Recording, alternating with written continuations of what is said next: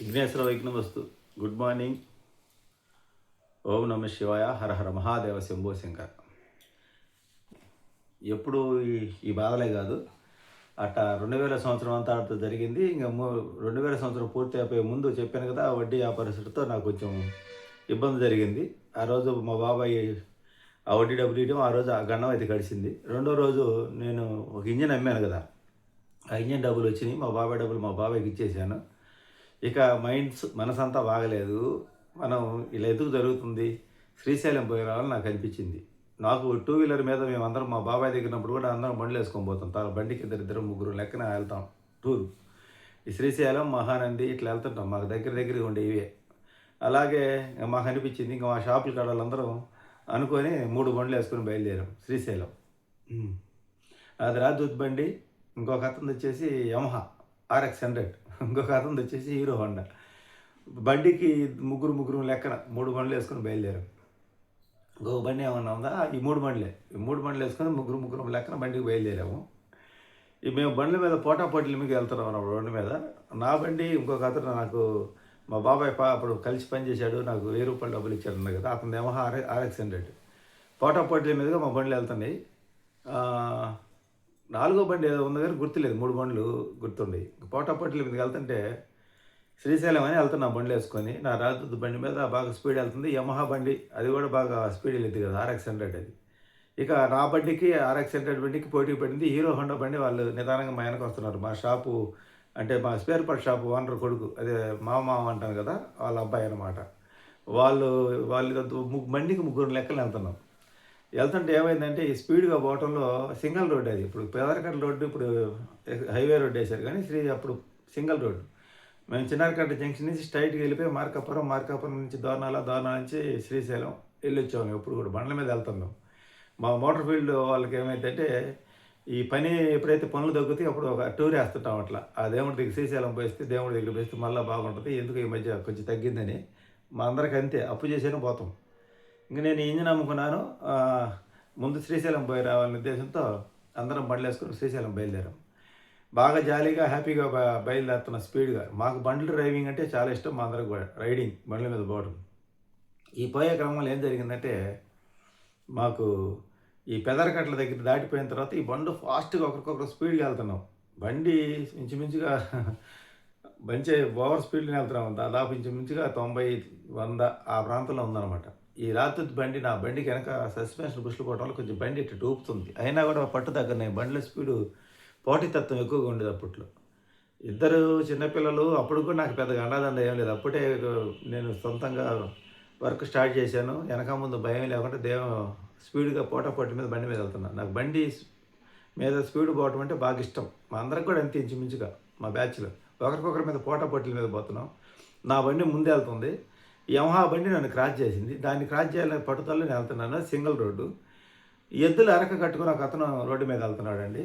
ఆ రోడ్డు మీద వెళ్తుంటే ఈ క్రాస్ చేసే క్రమంలో అతను ఆ అరకను క్రాస్ చేశాడు. యమహా RX బండి అతను, నేను పోటాపోటీ మీద వెళ్తున్నా. క్రాస్ చేసే క్రమంలో నాకు అతను సైడ్ లేకపోయాడు.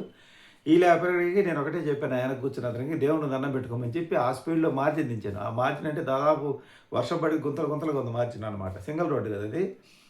ఆ మార్జిన్ ఎప్పుడైతే దించానో ఏం జరిగిందో నాకు అసలు అర్థం కాలేదు నిజంగా. ఓం నమ శివాయ అన్నాను. బండి పెద్ద గుంతలో పడింది.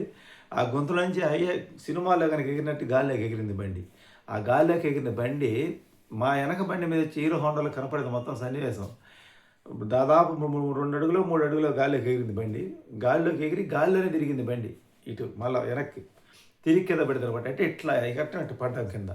ఆ కింద పడిన తర్వాత ఏం జరిగిందో తెలియదు. కానీ వాస్తవానికి కాళ్ళు చేతులు ఎరగా లెక్క ప్రకారం దేవుడి దయ వల్ల మీద చిన్న పొరపాటు చేసేసరికి అది జరిగింది. కానీ ఇంటికాడి నుంచి పోకూడదు. ఆ టైంలో పోయాను నేను. ఇంకా భగవంతుడి దయ వల్ల కాపాడాడు దేవుడు. నాకు ఇంకా కింద పడంలోనే నా బండికి, ఆ రాజదూత్ బండికి బుల్లెట్ బంపర్, పెద్ద బంపర్ ఉంది. అంటే ఇట్ట బంపర్ కాకుండా ఇది ఇట్లా వస్తుంది అనమాట, బుల్లెట్ బంపరు. ఆ పెద్ద బంపర్ ఉండడం వల్ల మోకాలు దెబ్బ తగలకుండా సైడ్ పడ్డాము. ఆ వెనక అబ్బాయి అతను మటుకు, అతను ఇప్పుడు లేలే, కాలం చేశాడు ఆ కుర్రోడు. అబ్బా చంపేసేవే అన్నాడు. ఏమో నాకు దెబ్బ తగిలినా పర్లేదు కానీ వెనకనోడు తగిలితే లేనిపోయిన తలకరిపి నేను భయపడ్డా. మోకాళ్ళందరికీ దోక్కపోయి ఇద్దరికి. తీరా చూస్తే కాళ్ళు చేతులు విరగలేదు. ఆ ఎద్దల బండి అతను, మీకు అంత పొగురెందుకయ్యా, చిన్నగా పోవచ్చు కదా అని అన్నాడు. ఇంకా అతను నడు రోడ్డు మీద పోతున్నాడు అనమాట. ఎద్దల అరగట్టుకొని. ఇంక వాళ్ళని మనం ఏమంటాం పల్లెటూరులో మనం ఏదన్నా అంటే మనకి చింతకాయ పచ్చడి చేస్తారు. ఇంక సరే ఇంక మేమందరం ఏమనుకున్నామంటే ఇక నుంచి స్పీడ్ పోవద్దయ్యా బండ్ల మీద. ఇది ఏదో మన పొరపాటు ఇంత స్పీడ్ పోవటం మనకు ప్రమాదం అని ఒక నిర్ణయానికి వచ్చేసి పోటాపోటీలు వద్దని చెప్పి నేను ఇంక మేము శ్రీశైలం పోవాల్సిన వాళ్ళం చిన్నారకట్ట జంక్షన్ నుంచి రూట్ మార్చాం మహానందికి. అంటే మహానంది అంటే యామలపాడు కనాల మీదుగా బేస్తారపేట నుంచి గిద్దలూరు నుంచి మళ్ళీ అక్కడ ఘాట్ వస్తుంది నంద్యాల ఘాట్. ఆ ఘాట్లో నుంచి మహానంది వెళ్తాం. నంద్యాల దగ్గరగా ఉంటుంది మహానంది. ఆ గాజులపల్లి దాటిన తర్వాత నంద్యాల పోకుండా షార్ట్ కట్ రూట్ ఒకటి ఉంది. అటు ఇంకా మనకి శ్రీశైలం ఏదో సెట్ కాలేదు, భగవంతుడు రానియట్లేదు మన కాడికి. మహానంది పోదామని చెప్పి మహానంది భయం. కానీ నాకు భయం వేసి నేను బయట కోనేరులో కాడే కూర్చున్నాను. దేవుడు దర్శనానికి కూడా పోవాలి. ఎందుకంటే ఇంట్లో అప్పటికి పోకూడదు. మూడో రోజు ఏమో ఏం కాదులేని మూర్ఖంగా వెళ్ళాను. కానీ అప్పుడు అర్థమైంది భగవంతుడు దర్శనానికి వెళ్ళేటప్పుడు అన్ని జాగ్రత్తలు పాటించాలి, లేకపోతే ఇలాగే జరిగిద్దని. కానీ నాకు తెలుసో తెలియజేసిన తప్పుకి దేవుడు ఒక చిన్న ఒక ఆటంకాన్ని కలిగించాడే. కానీ తర్వాత నాకు ప్రయాణంలో ఆటంకం లేదు. పోతా ఇంకా ఈ కాలుకి ఏదో పొసురు కట్టుకుని కచ్చిపు కట్టుకుని సినిమాలో మాదిరిగా ఇక మేము బండ్లు జర్నీ చేయడం జరిగింది. మా ఊరికి 142 కిలోమీటర్లు ఏమో వస్తుంది అక్కడికి. శ్రీశైలం అయినంతే, మహానంది అయినంతే, బ్రహ్మంగారి గుడి అయితే 142 వస్తుంది. ఇంకా దర్శనం చేసుకొని అక్కడ నేను దర్శనం చేసుకోలేదు, వీళ్ళందరూ దర్శనం చేసుకున్నారు. నేను మటుకు ఏదో పొరపాటు చేశాను, తప్పు చేశాను అంటే అందరూ దర్శనానికి వెళ్ళి నేను బయటకు వచ్చి నా కొన్నేరు కాడికి కూర్చొని గుడి లోపల కూడా ఎంటర్ కాలేను. ఓం నమః శివాయ అనుకుంటా ఇంకా సాయంత్రానికి ఇంటికి తిరిగి వచ్చాను. తిరిగి వచ్చిన తర్వాత కాలు బాగా నొప్పి పట్టింది. దేవుడా నన్ను క్షమించు అని చెప్పి అనుకున్నాను. ఒకవేళ నాకు ఏదన్నా అయితే నా భార్య పిల్లల పరిస్థితి అని అప్పుడు ఆలోచన కలిగింది నాకు. ఇట్లా మిడిమాలంగా పోకూడదు, ఇట్లా మనం ఇంకా పెళ్లి కాకముందు ఉన్నట్టుగానే మనం ఫీల్ అయితే మన మీద కుటుంబం ఆధారపడింది. పిల్లలిద్దరు చిన్నపిల్లలు కదా, ఇప్పుడు నన్ను సపరేట్గా ఉన్నాము, ఏదన్నా ఇబ్బంది జరిగినా మనకి ఎవరు లేరు అని ఒక ఆలోచన కలిగింది. ఇంకా సరే అది అయిపోయింది. మనకి ఏది ఇబ్బంది కలిగినా శ్రీశైలం పోరాటం, మహానంది పోయిరాటం. అప్పుడు మేము ఈ తిరుపతి కాణిపాకానికి ఇంకా అలవాటు పడలా. అప్పుడు మాకు ఏ ఇబ్బంది కలిగినా మాకు లేస్తే మనం ఏ చిన్న డిస్టర్బెన్స్ చేసినా సంవత్సరానికి ఒకసారి శ్రీశైలం పోతాం, లేకపోతే మహానంది పోయి వస్తుంటాం. ఈ 2 దేవస్థానాలు ఎక్కువ పోతుంటాం. ఇలా ఆ రాతి బండి మీద పోయి వచ్చిన తర్వాత కొంతకాలానికి అప్పులు ఉన్నోడితో చెప్పులు ఉన్నోడితో నడవకూడదు అంటారు కదా పెద్దవాళ్ళు. అలాగే అప్పులతో చేసే వ్యాపారం కానీ, అప్పులతో ఏదైనా వస్తువు కొన్నా కానీ, అప్పులతో కట్టిన ఇల్లు కానీ ఇది ఏవి కూడా తర్వాత నిలబడవు నాకు తెలిసి. ఎందుకంటే వడ్డీతో వడిగల్ల గుర్రం కూడా పరిగెత్తలేదని. అది రేత్రి పనుకున్నా కూర్చున్నా పరిగెత్తున్నది. అందులో మనం తీసుకున్న వడ్డీ ₹3 అండి. ఇంకా నేను ఈ శ్రీశైలం పోయి వచ్చిన తర్వాత కొన్ని రోజుల పాటు ఆలోచన చేసి ఈ లోపల బండి బోర్ చేయించా. ఈ బోర్ చేయించితే ఒక 3,500 అంత అయింది ఆ రోజుల్లోని. ఇంక ఈ బండి మీద తిరగాల్సిన కాడికంతా తిరిగాం. మా అత్తగారు ఊరికి వెళ్ళి వచ్చాం. పిల్లలు నలుగురు మంచి ఫ్యామిలీ దేనికి పిలిచినా వెళ్ళేవాళ్ళు. సంవత్సరానికి నాకున్న సంపాదనలో ఈ మా అత్తగారు ఊరికి తిరగడానికి అక్కడే మా అత్తగారు ఊరే అక్కడ మా పెద్దమ్మ వాళ్ళు అందరూ ఉంటారు అక్కడే. వాళ్ళు ఏ ఫంక్షన్లు పిలిచినా ఆ సంవత్సరంలో తిరిగి నాకు వచ్చే సంపాదన కన్నా ఏం ఖర్చు ఎక్కువ అవుతుంది, ఈ బండికి ఏం పెట్రోల్ రాదు. ఇంక ఇదంతా అయిపోయిన తర్వాత ఏం జరిగిందంటే ఇక ఈ బండి అమ్మాలి, ఇది నన్ను కాల్చక తింటుంది. అక్కడ వడ్డీ నెలొచ్చి వడ్డీ కట్టలేకపోతున్నా. వడ్డీ ₹810, షాపు రెంట్ 500, ఇంకా ఇంటి కరెంటు బిల్లు అక్కడ ₹50, ఇంటి రెంట్ కరెంటు బిల్లు. ఇక్కడ కరెంటు బిల్లు ఎక్కువ వస్తుంది ఇంటికాడ. ఎందుకంటే ముగ్గురు కలిసి ఒకటే మోటార్ వాడేది, అది పై మోటార్ కరెంటు బిల్లు ఎక్కువ వస్తుంది. ఆ రోజుల్లోనే నెలకి 2 నెలల కరెంటు బిల్లు అనమాట. ఇప్పుడు 300 ఎంత వచ్చేది మాకు. షాప్ కాడ కూడా 2 నెలలకి నెల 50 ఇచ్చేవాడిని, వాళ్ళే కట్టుకుంటారు కాబట్టి. మొత్తం కరెంటు బిల్లు 200, ఇంటి రెంట్ 700, షాప్ రెంట్ 500. ఎంత అవుతుంది? 9, ఒక 14, ఒక వడ్డీ ఒక 810, దాదాపు ఇంచుమించుగా 2200 అవుతుంది. లెక్కలైనా రాసుకొని ఓయమ్మ నా సంపాదనకి దీనికి పెరిగిపోతుంది అని చెప్పి ఈ బండి అమ్మేసి ముందు కొంత ఆ బండి బాకీనా కట్టాలనే ఆలోచన నాకు కలిగిన తరుణం ఆచరణలో పెట్టేశాను. నా బండి రిపేర్ చేసిన మేస్త్రికి చెప్పాను, మేస్త్రి ఈ బండి నా వల్ల కాదు అమ్మించమంటే బంగారం అమ్మిస్తాను అని చెప్పాడు అతను. అప్పట్లో మోటార్ సైకిల్ మెకానికల్ 200 కమిషన్ తీసుకునేవాళ్ళు, ఇప్పుడు చాలా కమిషన్ తీసుకున్నారు. అంటే మనకు చెప్పే కమిషన్ వేరు, లోపల పెట్టే బేరం వేరు. అప్పుడు కొంచెం నిజాయితీ ఉంది. ఆ మేస్త్రికి చెప్పడంలో ఆ బండి అయితే అమ్మించడం జరిగింది. 10,200కి అమ్మాను. 200 మేస్త్రి కమిషన్ ఇచ్చారు. ఇంకా ఆ డబ్బులు ఇమ్మంటే ఇంకా నేను తీసుకుపోయి ఆ వడ్డీ ఆ పరిస్థితికి నేను 27,000 బాకీ ఉండే కదా, పై 7,000 కట్టేశాను. ఇంకా 20,000 తర్వాత ఇస్తానని చెప్పి అప్పటి వరకు కట్టాల్సిన వడ్డీ ఆ 7,000 కట్టేసి ఇంక మిగతా డబ్బులు జేబులో ఇంటి ఖర్చులకు వాడేసుకున్నాను. ఇంకా అక్కడి నుంచి మొదలైంది నా కష్టాలు. ఇంకా బండికి అమ్మాను కానీ ఇంక బండి కొనుక్కోలేకపోయాను ఇంక నేను. ఇంక వచ్చిన డబ్బులు వచ్చినట్టు రెంట్లకి, పిల్లలకి స్కూల్ ఫీజులకి, పిల్లలకి బట్టలు అవి తీసేయాలి కదా, పుస్తకాలు అవన్నీ. ఇంక బాధ్యతలు పెరుగుతా వచ్చినాయి. ఇంక అమ్మ ఇచ్చే డబ్బులు కూడా ఇంక సరిపోవట్లా. ఇంక అక్కడి నుంచి నాకు ఎక్కడికి పిలిచినా పోవడం కష్టం అవుతుంది. ఇక అయినా పోతున్నా అట్నే. ఎక్కడికి పిలిచినా నేను నేను పోతున్నాగా నేను ఎవరిని పిలిచేది లేదు. పోయినప్పుడల్లా ఆ రోజుల్లోనే ట్రిప్‌కి 500, రూ. 1000 ఖర్చు అవుతుంది. నేను ఎక్కడికి పోవాలన్నా ఈ వడ్డీ వ్యాపారస్తుడి దగ్గరికి పోవాల్సిందే. ఇంకా ఆ వడ్డీ డబ్బులు, ఆ డబ్బులు ఇయడానికి పోయినప్పుడు ఆమె ఏమందంటే వడ్డీ వ్యాపారస్తుడి భార్య, "ఏందయ్యా ఇప్పుడు డబ్బులు తెచ్చి కడుతున్నావు" అంటే, "అమ్మ ఇట్లా అతను మొన్న మా ఇంటికాడ ఇట్టా అల్లరి చేశాడు నీ భర్త. అందుకని నేను నిదానంగా తీర్చుకుంటా" అని చెప్తే, "లేదు లేదు ఇంక ఇబ్బంది ఏం లేదులయ్యా, నువ్వు నెలకు ఒకసారి వద్దులే వడ్డీ, ఒకసారి ఇద్దులే" అంది. "లేదులే అమ్మ, ప్రస్తుతానికి నెలకు ఒకసారి ఇస్తా, తర్వాత చూద్దామని" చెప్పాను. అట్ట ఏ నెల వడ్డీ ఆ నెల కరెక్ట్‌గా కడతాను. నేను కట్టేవాడిని. ఎవరు కూడా ఏందంటే పోగొట్టుకోరు. మా ఆయనతో సంబంధం లేదు. ఇక నువ్వు సుబ్రహ్మణ్యం అడగ్గా వడ్డీ డబ్బులు, ఈ సుబ్రహ్మణ్యమే తెచ్చిస్తారని చెప్పి ఆమె చెప్పింది గట్టిగా. ఇంక తర్వాత నా మైండ్‌లో పడింది, ఈ బాకీ ఇట్టు పెట్టుకొని మనం ఈ కుటుంబాన్ని నడపాలంటే కష్టమని చెప్పి, ఇంక తర్వాత నేను ఇప్పుడు పిలిచిన కార్యక్రమాలకల్లా పోతున్నాను కదా నేను. కొన్ని రోజుల తర్వాత ఏం జరిగిందంటే జనరేటర్ కూడా అమ్మేశా. అది 18,000కి అమ్మాను. 18,000కి అమ్మి ఇంకా కొరవ డబ్బులు ఎక్కడో తీసుకొచ్చుకొని వాళ్ళకి ఆ బాకీ అయితే క్లియర్ చేశా. ఇంకా ఈ బాకీ క్లియర్ అయిపోయింది. మనం ప్రశాంతంగా జీవించాలనుకున్నాం. కానీ మన అదృష్టం మన ఎనకేడుతా వస్తది. ఆ బాకీ క్లియర్ అయిపోయిన తర్వాత నాకు పని తగ్గిపోయింది.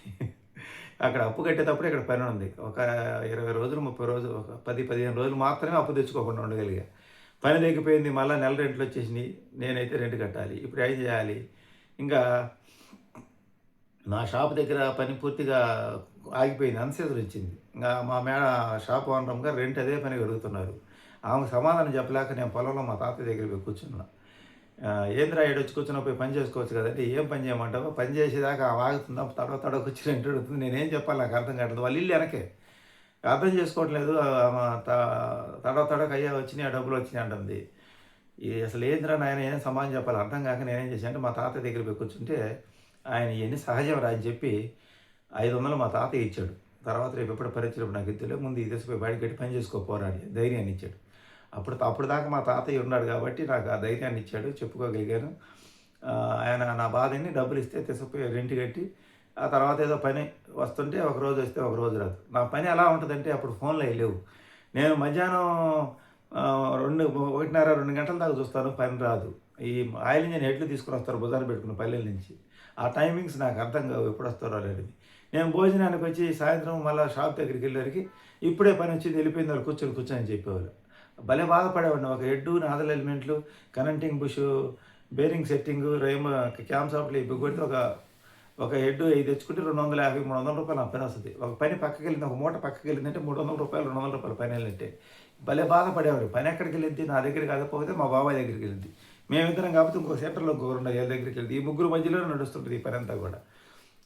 అంటే టౌన్లో ఉండేది ఈ బేరింగ్ సెట్టింగ్ అవి చేసేది మేము ముగ్గురమే. అంటే ఆ పని తక్కువ కాబట్టి. ఇక అలా బాధపడేవాడిని. మళ్ళా రెండో రోజు అన్నానికి పోకుండా కూర్చునేవాడిని. అన్నానికి పోకుండా కూర్చుంటే పని వచ్చేది కాదు. అట్లా పని నాతో ఒక ఆట ఆడుకునేది. అట్టనే జీవితాన్ని చిన్నగా నెట్టుకొస్తా. తర్వాత ఆ జనరేటర్ కూడా ఆ బాకీ కట్టేసాను. వడ్డీ తగ్గిందనుకున్న లోపల పని తగ్గిపోయింది. పని తగ్గిపోయేసరికి మళ్ళీ అవసరాలు రావటం, మళ్ళీ వడ్డీ వ్యాపారస్తు దగ్గరికి పోవడం, నెల రెంట్ వచ్చేసరికి 3,000 రూపాయలు తెచ్చుకోవడం. వాళ్ళు ఈసారి చెప్పారు కదా, నెల నెల వడ్డీ వద్దు, నువ్వు ఎప్పుడో సంవత్సరానికి ఒకసారి ఇవ్వమని. అది కొంత మనకు ఊపిరి పీల్చుకునే పని అయింది. ఇంకా నేను ఈ అప్పు తెచ్చుకోవటం, ఇంటి రెంట్ కట్టుకోవటం, ఇలా నా జీవనం జరుగుతూ ఉంది. ఇంక వచ్చిన పని ఆడక్కడ సరిపోతుంది. మళ్ళీ యథా ప్రకారం మనం తీర్చిన అప్పు అనేది నిదానంగా కొద్ది కొద్దిగా పెరుగుతూ ఉంది. అయినా దాన్ని కంట్రోల్ చేసుకుంటా, లెక్కలు రాసుకుంటా, దాన్ని పెరగకుండా జాగ్రత్తగా కంట్రోల్ చేసుకుంటా లిమిట్లో తీసుకొస్తూ వచ్చాను. ఇంకా సైకిల్ కూడా బండి అమ్మిన తర్వాత సైకిల్ కూడా కొనేంత శక్తి నా దగ్గర లేకుండా పోయింది. ఇంకెప్పటికప్పుడు అమ్మిచ్చే డబ్బులు, నెలకిచ్చే 1000 రూపాయలు ఇంటి రెంట్కి వాటికి కట్టినా, ఇక నేను ఈ వచ్చిన డబ్బులు అప్పుడప్పుడు ఏదైనా అమౌంట్ వస్తే ఆ 3,000 రూపాయల నోటు క్లియర్ చేయటము, మళ్ళీ అవసరం వచ్చినప్పుడు మళ్ళీ పోయి తెచ్చుకోవడం. అంటే ఒక్కసారిగా పెద్ద నోట్లు పెట్టడం ఈసారి 3,000 రూపాయలు, 3,000 రూపాయలు, 3,000 రూపాయలు అట్లా తెచ్చుకుంటా. ఇన్స్టాల్మెంట్ ప్రకారం చిల్లర మల్లర పొద్దులో ఒక 15,000 అప్పు ఉంది. ఇంకా ఇట్లా దాన్ని మేనేజ్ చేసుకుంటూ వస్తూ ఉన్నది అప్పుని. 2000 సంవత్సరం అంతా ఇలా గడిచిపోయే క్రమంలో ఫైనల్గా లాస్ట్కి వచ్చేసరికి మా తాతయ్యకి మళ్ళీ బాగలేదు. అంటే మా అమ్మ వాళ్ళ నాన్నకి చెప్పాను కదా, ఆయన నా కుట్టు మిషన్ తెచ్చి వెళ్ళాడని. ఆయనకి అమ్మమ్మ చనిపోయిన కానీ దిగులు ఏర్పడింది. ఎందుకంటే వాళ్ళ బంధాలు అప్పుడు అలా ఉంటాయి అన్నమాట. ఇంకా ఆయన దిగులు ఏర్పడి ఆయనకి ఎవరు తిని నచ్చదు. మా అమ్మమ్మ చేతి వంటే బయట ఎక్కడ తిన్నాడు కాదు ఆయన. కూతుర్ల దగ్గర కూతురు చేసి పెట్టే వంట ఆయనకు నచ్చలేదు. పైగా ఆయనకి లోపల అనారోగ్య సమస్యలు వచ్చినాయి. ఇంక దిగులు పడి ఆయన ఇంకా తొందరగా ఇంకా దానికి ఆరోగ్యం పూర్తిగా దెబ్బతినిపోయింది. ఇంకా లాస్ట్‌లో తాతయ్యకి బాగలేదని తెలిసిన మరుక్షణం నాకు ఈ లోపల నాగపూర్ పోయేది ఒకటి వచ్చింది. నాగపూర్ మహారాష్ట్ర. ఎందుకు పోవాల్సి వచ్చిందంటే ఎల్లకాలం ఈ పనులు కాదు, పనులు అప్డేట్ అవ్వాలని చెప్పి సజ్జకంకుల మిషన్ల వ్యాపారాలు బాగా జరుగుతున్నాయి. నేను ఆ ఇంజిన్‌లు బిగిస్తాను. ఆ ఇంజిన్‌లు రిపేర్ చేస్తున్నా. ఇంజిన్‌లన్నీ సెట్ చేసి మా బాబాయ్ దగ్గర నేర్చుకున్నా. అవి కొత్త మిషన్లు తేవాలని మా షాప్ అతను చెప్పడం వల్ల, షాప్ అతను అంటే నేను ఆ షాప్ తరపున పని చేసుకున్నాను. పక్కన రూమ్ తీసుకున్నా. అంటే వాళ్ళు స్పేర్ పార్ట్స్ అమ్ముతారు కదా, స్పేర్ పార్ట్స్ అవి. మనం వ్యాపారాన్ని డెవలప్ చేయాలని చెప్పి ఆయన కొడుకు, చిన్న కొడుకు, యువకుడు అని అంటే సరే నాగపూర్ పోదామంటే మేము ఒక అడ్రస్ పట్టుకొని నాగపూర్ పోయి మిషన్లు తేవాలి. మా ఊర్లో వేరే వాళ్ళు చేస్తున్నారు. అతనికి షాప్ లేకపోయినా అతను వ్యాపారం చేస్తున్నారు. మనం షాప్ పెట్టుకుని ఎందుకు చేయకూడదని వాళ్ళ ఆలోచన. వాళ్ళకి తోడు మెకానిక్ని కాబట్టి నన్ను తీసుకెళ్ళారు. ఏ మిషన్లు అయితే బాగుంటాయి ఏందని. ఈ తీసుకెళ్ళి ఎక్కడ అయ్యేటప్పుడు ఒంగోలు వెళ్ళాము. ఒంగోలు వెళ్తే మా పెద్దాం కొడుకు మా పిల్లల్ని మా ఆడని ఊరికి పంపిస్తాను. నేను ఎక్కడికైనా వెళ్ళేటప్పుడు ఇంటికాడికి వాళ్ళు భయపడతారులేని. అప్పుడు ఏమన్నంత ఎదిరించేది కాదు. ఎక్కడికి పోతున్నా గమ్మునుండేది. కొంచెం భయంగానే ఉండేది నా పట్ల. ఇంకా నేను ఇలా ఊరికి పంపించేసి మీరు ఊరికి వెళ్ళండి అని చెప్పి వీళ్ళని ఊరికి పంపించేసి బస్సు ఎక్కించి ఊరికి పంపించాను. ఇంక మా తాతయ్యకి బాగలేదు కాబట్టి అక్కడికి వెళ్ళారు. నేను ఇంక ఒంగోలు నాగపూర్ వెళ్ళేటప్పుడు ఒంగోలు వెళ్ళి మా తమ్ముడు దగ్గరికి వెళ్ళాను, మా పెద్దమ్మ కొడుకు. అక్కడ ఒంగోలులో ఉన్నాడు మా పెద్దమ్మ కొడుకు అని చెప్పి అది వెళ్ళి ఎట్టుందో తాతయ్యకి, నేను మహారాష్ట్ర వెళ్తున్నాను ఇట్లా పని మీద నేను పోయేదాకా ఏం ఇబ్బంది లేదు కదంటే, ఏం కాదు రేపు పోయిరా పో అన్నాడు అబ్బా మా తమ్ముడు. ఆయన అడిగి సరే ఇంకా నైట్కి అక్కడ కొంచెం ఫ్రెష్ అప్ అయ్యి, అప్పుడు వాడు పని జంజామాతంగా ఉంది. దేంట్లో ఒక మంచి కంపెనీలో పనిచేస్తున్నాడు. బాగుందన్నమాట. జంజామాతంగా ఉంది. కాసేపు అక్కడ ఉండి లైఫ్ అంటే ఈడిది అన్నట్టుగా ఉందన్నమాట వాడి లైఫ్. మా పక్కన వచ్చి నా షాప్ అతను కూడా అన్నాడు, మీ ఓడి పని బాగుంది, బాగా ఎంజాయ్ చేస్తాను లైఫ్ అని. అంటే అతను చేరిన షాప్ అలాంటిది. అంటే వీళ్ళ మీద నడుస్తుంటుంది అన్నమాట ఆ షాప్ అంతా కూడా. అదొక బ్రాంచ్ ఒంగోలులో ఉంది. వాళ్ళది హెడ్ ఆఫీస్ గూడు, రొయ్యల మేతకు సంబంధించింది. ఇంకా అక్కడ అపార్ట్మెంట్లు అనమాట. నేషనల్ హైవే రోడ్డు పక్కన, బైపాస్ రోడ్డు పక్కన అపార్ట్మెంట్లో ఆ షాపు. అక్కడ మేము ఫ్రెష్ అప్ అయిపోయి ఇంక మేము ట్రైన్కి బయలుదేరాం. ఏం కాదులేండి. ఇంక నాగపూర్ పోయేటప్పుడు ఏం చేసామంటే, అది ఎక్స్ప్రెస్కి ఎక్స్ట్రా టికెట్ ₹10 టికెట్ కొట్టించాలి. ₹810 టికెట్ 1620 ఇచ్చాడు. ₹800 టికెట్ 2 తీసుకుంటే ఆ టికెట్లు ఇచ్చే లోపల ఇతను వచ్చేసాడు. అతను కేకేస్తున్నాడు, ఎవరిని అనుకొని వచ్చేసాడు ఇతను. ₹800 800 టికెటే కదని చెప్పి చూసుకున్నాడు. దానికి ఎక్స్ట్రా టికెట్ ₹10 లింక్ ఉంటుంది. అది చూసుకోకుండా మేము ట్రైన్ ఎక్కేసాం. ఇక నాగపూర్ వెళ్ళి తెల్లారి పొద్దున్నే స్టేషన్లో దిగంగానే కొత్తగా ఉంది మాకు. వేరే రాష్ట్రం పోవడం అప్పుడే కదా, పక్క రాష్ట్రం పోవడం చాలా కొత్తగా ఉంది. జర్నీ కూడా దాదాపు 800 కిలోమీటర్ల పైన ఉందనుకుంటా. అక్కడ దిగంగానే ప్లాట్ఫామ్ మీద టీసీ పట్టుకున్నారు. టికెట్ ఉంది కదని మేము అంటాం. ఇది సూపర్ ఫాస్ట్ ఎక్స్ప్రెస్, దీనికి ఎక్స్ట్రా టికెట్ ఛార్జ్ తీసుకోలేదని వాళ్ళు అక్కడ భాషలో మాట్లాడుతున్నారు. నాగపూరే ఇవన్నీ మిషనరీస్ అన్నీ తయారు చేసి. ఇంకా అక్కడ వాళ్ళు మళ్ళీ 300 ఎంతో పెనాల్టీ వేసారు ఇద్దరికి. ₹600 పెనాల్టీ కట్టి అసలు సగరం కాలేదు మనకి. అసలు నా మనసు బాగలేదు. పోయేటప్పుడు తాతయ్య బాగలేదు, ఎట్ట ఉంటుంది అంటేనే పోయాను. కానీ ఇంకా తప్పదు, ఇంక మనం ఎదగాలి అంటే కొత్తగా మనం ట్రై చేయాలి లెక్కలు వెళ్ళాము. ఇంకా అక్కడి నుంచి మాకు కష్టాలు మొదలైనవి. ఆ చిన్నగా ఎట్ట అడ్రస్ పెట్టుకొని హిందీయా మరాఠీ ఏదో మాట్లాడతారు కదా, చిన్నగా పట్టుకుని అడ్రస్కి వెళ్ళాం. తిరిగి అడ్రస్కి వెళ్తే వాళ్ళు మనకి ఇక్కడ అమ్మే రేట్ కన్నా ఎక్కువ చెబుతున్నారు. అంటే మా ఊళ్ళో తెచ్చేస్తున్నా అక్కడ డీలర్షిప్ తీసుకురాడు వాళ్ళ దగ్గర. మనకి ఎవరు పోయినా రేట్ తక్కువ ఇవ్వరు. ఇదేంద్రా బాబు, మనకు అక్కడ అమ్మే రేటుకి ఇక్కడ చెప్తున్నా, ఇక్కడ మనం ఏం తీసుకెళ్తాం అని చెప్పి 2-3 కంపెనీలు దిగాం. ఒక కంపెనీకి వెళ్ళేవారికి అది కొత్త కంపెనీ, దాని పేరు పడిగలవారి కంపెనీ. ఆ పేరు ఇప్పుడు కూడా ఉంది. నీలువారి కంపెనీ, పడిగలవారి, జయలక్ష్మి, ఈ 3 కంపెనీలు. మా ఏరియాలో వాడేది నీలువారి, జయలక్ష్మి, 2 రకాల మిషన్లు పడుతుంటాయి. ఈ పడిగలవారి అనేది మనకు తెలియదు.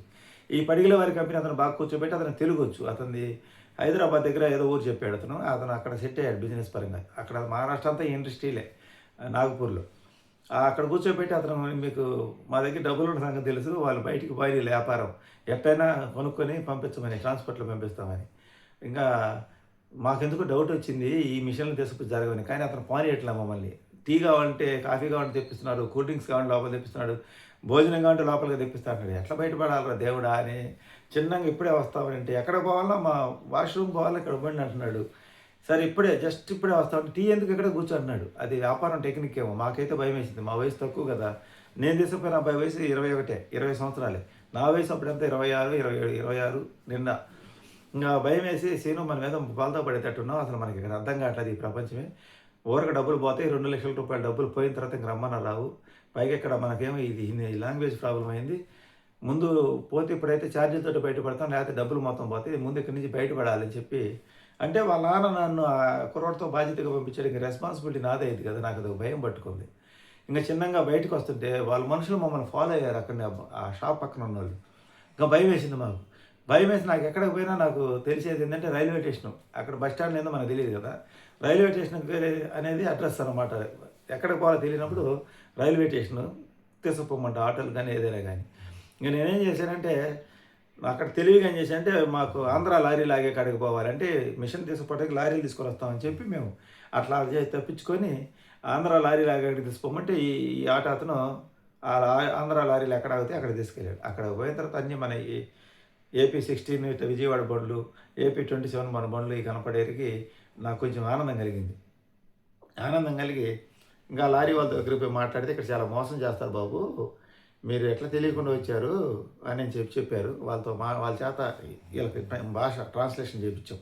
ఆ లారీ డ్రైవర్ని ఎక్కించుకొని వచ్చి మా ఆంధ్ర డ్రైవర్ని మళ్ళీ ఆటోలో వచ్చి ఆ మిషన్లు అతనికి అర్థమయ్యేటట్టు చెప్పించాం. ఈ మిషన్లు మనకి స్పేర్ పార్ట్లు పోయి దొరకవు, మళ్ళీ నెక్స్ట్ వచ్చినప్పుడు వస్తామని చెప్పి ఇతను ట్రాన్స్లేషన్ చేయించినందుకు అతనికి 100 రూపాయలు ఇచ్చాం. లారీ డ్రైవర్కి ఇచ్చేసి చిన్నగా అక్కడి నుంచి బయటపడి ఇంకా మేము రైల్వే స్టేషన్కి వచ్చాము. రైల్వే స్టేషన్కి వచ్చి ఒంగోలు టికెట్ తీసుకున్నాము. మాకు ఆ ట్రైన్ ఏ ట్రైన్ ఏదైతే అర్థం కాలేదు, హైదరాబాద్ పోయే ట్రైన్ వెళ్తుందని చెప్పారు. ఇంకా ఆ ట్రైన్ మేము ఎక్కాం. ఆ ట్రైన్ ఎక్కి కూర్చున్నాం. కాజీపేట జంక్షన్లో దిగాలి, హైదరాబాద్ పోయి ఒంగోలు వస్తుంది విజయవాడ వస్తుంది అనుకున్నాడు ఇతను. ఆ ట్రైన్ నేరుగా కాజీపేట జంక్షన్లో దిగాల్సిన వాళ్ళు నేను ఇతను చెప్పిన కాజీపేట జంక్షన్లో చాలాసేపు ఆగింది ట్రైన్. అక్కడ దిగి మేము వేరే ట్రైన్కి మారాలి. ఆ టికెట్ అట్లా ఇచ్చారనమాట. అంటే డైరెక్ట్ ట్రైన్ లేదు, నేరుగా సికింద్రాబాద్ వెళ్ళిపోయాం. సికింద్రాబాద్ వెళ్ళిపోయాక అక్కడ మళ్ళీ టీసీ పట్టుకున్నాడు. ఇంకా చూడు మా కష్టాలు ఎట్లుంటాయో. ఇంకొకటే భయం, మా కళ్ళ ముందు ఒక అబ్బాయి టికెట్లు ఎక్కడ ప్రయాణం చేస్తుంటే అతను కొట్టడం చూసి నాకు భయం వేసింది. ఇదేంద్రా బాబు, మనం టికెట్ తీసుకొని భయపడాల్సి వచ్చింది. ఇక ఆయన నుంచి ఏంది అందరు దిగిపోయే ట్రైన్లో మేమిద్దరం కూర్చొని ఏందన్నారు, మేము ఇట్లా ఒంగోలు వెళ్ళాలి అన్నాడు. ఒంగోలు ఈ ట్రైన్ ఎట్టు వస్తుంది, ఇది సికింద్రాబాద్ ఇక్కడ వరకు స్టాప్ ట్రైన్ అన్నాడు. ఇదేంద్రా బాబు, ఒంగోలు నేను చెప్పాను కదా నువ్వు ఇట్లా కుదరదంటే, సరే సరే అని చెప్పి అతను ఏం చేశాడంటే, మీరు పెనాల్టీ తీసుకొని మీరు మళ్ళీ ఏం చేయాలి సార్ ఇప్పుడంటే, ఒక్కొక్కరికి 180 రూపాయలు లెక్కన కట్టించుకొని మళ్ళీ ఎక్స్ట్రా ఛార్జీ. అక్కడి నుంచి మా దగ్గర టికెట్ ఉంది కాబట్టి మళ్ళీ ఆ టికెట్ రిటర్న్ తీసుకొని కాజీపేట దాకా తీసుకొని అక్కడి నుంచి ఈ టికెట్ మీద మీరు ఒంగోలు వెళ్ళే ట్రైన్కి వెళ్ళండి, చెన్నై వెళ్ళే ట్రైన్ ఎక్కడ ఒంగోలు వెళ్ళిపోతారని చెప్పాడు. అంటే మనం ముందు రోజు తీసుకున్న టికెట్ అది చెల్లిద్దో చెల్లదో కూడా మాకు తెలియదు. ఇక నేరుగా మేము ఏం చేసామంటే మళ్ళా కాజీపేట వరకు టికెట్ తీసుకొని విజయవాడ అది అక్కడికి ఏది కృష్ణా ఎక్స్ప్రెస్ ఏదో ఎక్స్ప్రెస్ అనౌన్స్మెంట్ చేస్తున్నారు. తొందరగా అతను ఏం చేశాడు, తొందరగా ట్రైన్ బయలుదేరుతుంది, పెనాల్టీ కట్టి టికెట్ తీసుకొని వెళ్ళిపోమన్నాడు. ఆ పెనాల్టీ మళ్ళీ 360 రూపాయలు కట్టి మళ్ళీ టికెట్లు 2 టికెట్లు కాజీపేట వరకు తీసుకొని అక్కడి నుంచి ఈ టికెట్ పనిచేస్తే పొమ్మన్నారు. మళ్ళీ అది పనిచేయదో మాది ముందు రోజు రాత్రి తీసుకున్నాం కదా మేము. ఇంకా అందున అది వైజాగ్ పోయే ట్రైన్ విజయవాడ మీదగా విజయవాడ జంక్షన్ నుంచి వెళ్ళిపోయింది. ఆ ట్రైన్ ఎక్కి ముందు వైజాగ్లో మనకి విజయవాడలో దిగాం. విజయవాడలో దిగుతున్నాం, భయంగానే ఉంది మాకైతే. ఇంకా మా మొఖాలంతా కూడా బిత్తరపోయినాయి, ఎక్కడి నుంచో ఏమంటారు వరద పద్ధతులాగా అయిపోయినాయి మొఖాలు. అంటే టెన్షన్, నిద్ర లేదు, ఒకటే తిరుగుడు. ఇంకా విజయవాడ వచ్చి విజయవాడ మెయిన్ గేట్లో పోతే మళ్ళీ అక్కడ టీసీ పట్టుకుంటాడని చెప్పి అప్పటికే మాకు 2 సార్లు టీసీ దెబ్బ తగిలింది కదా. ఇంకా దొంగతనంగా అందరూ పోయిన తర్వాత అటు ఇటు చేసి తప్పించుకొని బయటికి వెళ్ళాం. ఏది టికెట్ కొనుక్కొని భయపడ్డాం. అలా బయటికి వెళ్ళిన తర్వాత మనకెట్టా ఛార్జీలు ఖర్చులు 3,000 అయినాయి కదా సీను. ఈ కవర్ కావడానికి విజయవాడ నుంచి మేము సామాన్లు ఎక్కువ తెప్పించేది. ఇవాళ కూడా విజయవాడ నుంచి స్పేర్ పార్ట్స్ తెప్పిస్తారు ఆయిల్ ఇంజిన్. ఇంకా నాకు అవసరమైన సామాన్లన్నీ రాసి ఏమేమి సామాన్లు కావాలి, ఆ ఎయిర్ కూల్డ్ ఇంజిన్ కావాల్సిన ఇంజిన్ ఆయిల్ పైపులు, అట్లా రబ్బర్లు, పుష్ షాట్ పైప్ రబ్బర్లు, ఇలా వాల్స్, బోర్ కిట్లు అవన్నీ జాగ్రత్తగా రాసి మన నష్టపోకుండా వచ్చినందుకు ఈ సామాన్ తీసుకోమని చెప్పి అతను చెప్పేసి ఇంక నేను తాతయ్యని చుట్టానికి నేరుగా నాకు మా ఛార్జీ డబ్బులు మా వాళ్ళే తీసుకెళ్ళింది. ఛార్జీ డబ్బులు ఇస్తే ఇంకా నేను అంటే నాకు ఆదాయం లేని పని అనమాట అది. షాప్ వాళ్ళ కోసం పోయాను. ఇక నేను ఇక్కడికి ఎప్పుడైతే వచ్చేసాను, ఒంగోలుకి వచ్చేసిన తర్వాత ఎక్కడికి వచ్చారు, మత్తగారు ఊరు వెళ్ళేసరికి వీళ్ళందరూ అక్కడే ఉండరు. తాతకి ఎలా ఉంది ఇప్పుడు అంటే ఇంకేముంది, ఈ కార్యక్రమాలను చేసాము వచ్చేసాము. మీ అమ్మమ్మ ఊరు బదులు పల్లెని తీసుకెళ్ళి చేసి వచ్చాము. నువ్వు అటు పాములని తాతయ్య గారి కాలం చేశాడు. అంటే మాకు పోను ఈరోజు ట్రైన్ ఎక్కితే రేపు 11 గంటలు తిరిగాం, మళ్ళీ ఆ రోజు నైట్కి ఎక్కితే మళ్ళీ తెల్లారి సికింద్రాబాద్లో దిగాం, మళ్ళీ తెల్లారి ఎక్కితే మళ్ళీ 2వ రోజు నైట్కి మూడో రోజుకి నేను ఇక్కడికి వచ్చి తెల్లారి వరకు ఎన్ని డిస్టర్బెన్స్లు అయ్యి అంతా భయంగానే జరిగింది జర్నీ అంతా కూడా. అసలు ఆ రోజులే చెడ్డ రోజులు. అంతా అయిపోయిన తర్వాత ఇక్కడికి వచ్చాక మా తాతయ్య కాలం చేశాడు. అయ్యో! నా షాప్ పెట్టిన టైమే మంచిది కాదు. 99లో నేను షాప్ అడ్వాన్స్ ఇవ్వకముందే అమ్మమ్మ కాలం చేసింది. ఈ సంవత్సరం తాతయ్య కాలం చేశారు. కనీసం లాస్ట్ చూపు కూడా చూడలేదే అని చాలా బాధపడ్డాను. బాధపడి ఏం చేయగలం? అంత కార్యక్రమాలు అయిపోయినాయి. ఇంకా తర్వాత లాస్ట్‌లో మా తాత మా అమ్మతో చెప్పాడంట, "నీ కొడుకుని మటుకు మర్చిపోగాకమ్మా, వీళ్ళందరూ కాదు. వాడు ఒక్కడు వాళ్ళ నాన్న చచ్చిపోతా ఆ రోజు నాకు దండం పెట్టాడు నా అల్లుడు. నా కొడుకు నా కొడుకు నువ్వే చూసుకో మావయ్య" అని చెప్పాడంట మా నాన్న చనిపోయేటప్పుడు మా ఊరు గవర్నమెంట్ హాస్పిటల్‌కి. అది మా తాత ఎప్పుడు చెప్పేవాడు. అట్లా మా అమ్మకి చనిపోయే ముందు చెప్పాడంట మా తాతయ్య. చనిపోయేదాకా మాట్లాడాడంట. ఇంకా తాతయ్యకి నేనంటే ప్రేమే కదా! అంటే అమ్మ వాళ్ళ నాన్న చనిపోయాడు.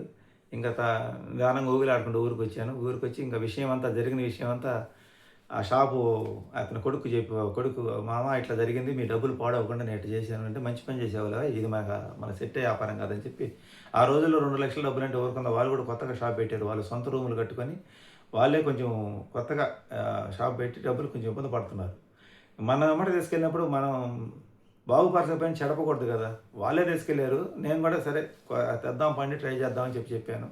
కానీ నాకు సొమ్ము వాళ్ళదైనా భయం నాకుంది. ఎందుకంటే బాధ్యత నేను ఏ విషయం కూడా బాధ్యతగా తీసుకుంటా. చిన్నంగా ఆడ చేర్చాను. ఇంకా తర్వాత వాళ్ళకి ఆ డబ్బులు ఈ కవర్ కావడానికి చూడు డబ్బులు వాళ్ళ పనైనా నేను బాధ్యత తీసుకొని రూ.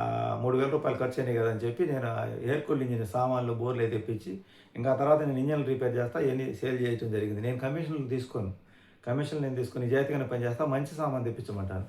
అలా 2000 సంవత్సరం అంతా గడిచిపోయింది. 2000 సంవత్సరం లెక్కలు చూసుకుంటే ఫస్ట్ సంవత్సరం మీద 2000 సంవత్సరం, రెండో సంవత్సరం రూ. 10,000 ఆదాయం తగ్గింది. ఫస్ట్ సంవత్సరం ఉన్నంత ఊపు లేదు. రెండో సంవత్సరం జనరల్‌గా 35,000 ఎంత వచ్చింది ఇన్కమ్. రూ. 35,000 ఇంకా రెండో సంవత్సరం అప్పు, ముందు సంవత్సరం చేసిన అప్పుకి కొన్న జనరేటర్ ఇంజిన్ కానీ ఆ బండి 2 అమ్మేశాను.